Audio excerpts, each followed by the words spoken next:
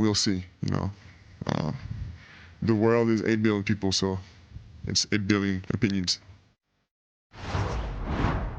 Victor Wembanyama, after an unreal double overtime victory in OKC last night, 122-115, the first Thunder overtime loss of the season, and San Antonio gets 41 points and 24 rebounds from Victor Wembanyama. We are on Sportsmanlike here on ESPN Radio, ESPN2. We are presented by Progressive Insurance. NBA playoffs are on ESPN Radio. Catch postseason action on ESPN Radio and the ESPN app, presented by Gusto.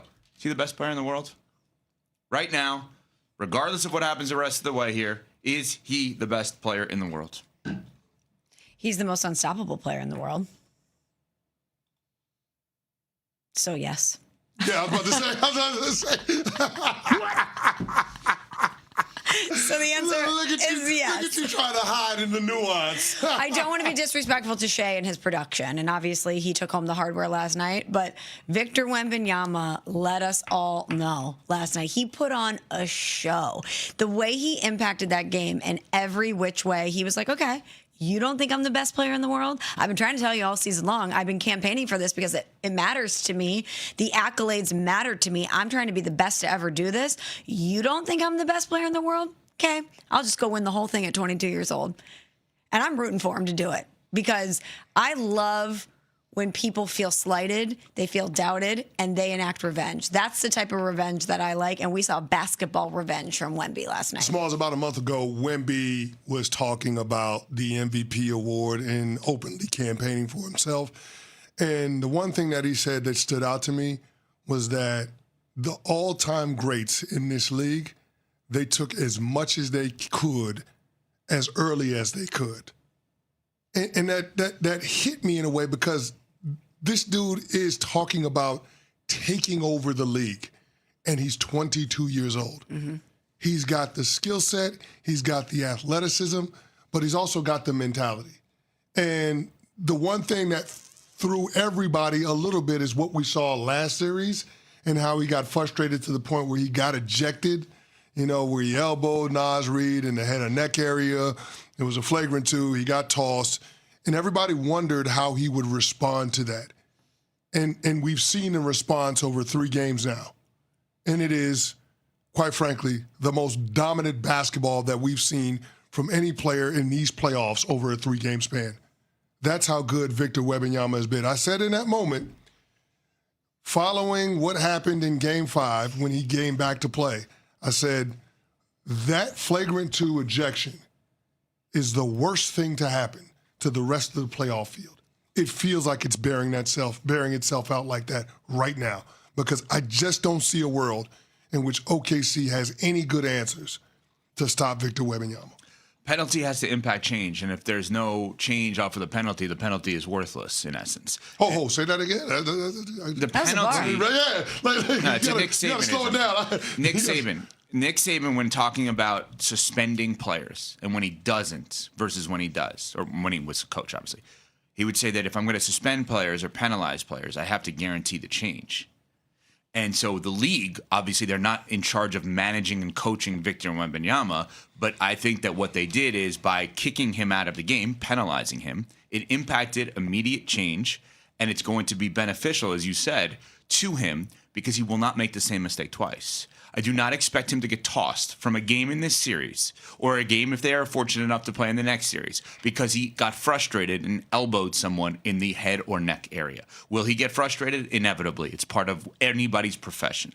Will he make a mistake that will cross a line to penalize his team? I don't believe he will do that again.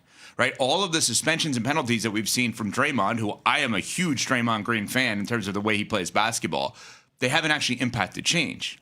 And I think that Steve Kerr has always said basically, I don't think we can. I think he has to play that way in order for him to be this great. I don't think Wemby has to play the way of elbowing a guy in the neck to be that great. Yeah. The penalty has already impacted change, and you are not going to get to him. So if they take your suggestion of Chet, go after him, Hartenstein, go after him, it's not going to matter. But think about that, what you're saying, and the maturity and the composure required to be able, at 22 years old, to have that happen and us to already be like, yeah, we're giving him the benefit of the doubt that this is not going to happen again, that he learned his lesson one time, and that the rest of the league isn't going to be able to frustrate him in that manner anymore, and he's not going to be reactive. Everything about him is one of one.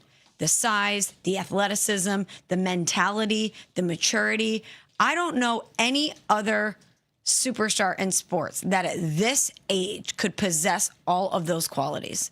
It's really remarkable what we're witnessing. I hope we're savoring what we're witnessing, because I think 10 years from now, we're going to look at this season and this series potentially as a real turning point for Wemby and his development. And it's funny to say development because he's already arrived. It's so you crazy. think he's already, I don't want to say fully developed like he can't get better, but like you think he's already Think about developed? him getting better, though. No, I know, but you can win a title and still get better. Yes, of course. Right? Like Michael won a title early and still got significantly better. LeBron, that's interesting. I don't know how much better LeBron got. I think LeBron got to the finals and got significantly better. When he finally won one, he was at such a peak that it was hard to get better at that point.